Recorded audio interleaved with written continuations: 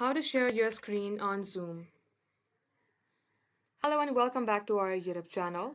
Without any further delay, let us get started. First of all, make sure that you have downloaded Zoom application in your device. Now, if you are inside the meeting, let's go ahead and expand it. Now, this is what your meeting will look like. In order to share your screen with all of the participants, you will see Share option. Click onto it. Just like so, you will be given various windows onto your application. You can go ahead and choose which screen that you would like to share. If you would like to share multiple screen, you can press on Control and hold the Control key and select the windows.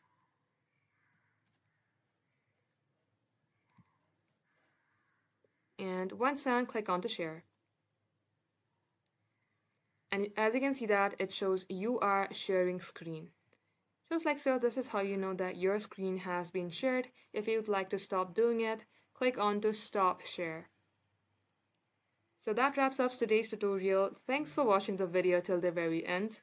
We will catch you up in our next upload.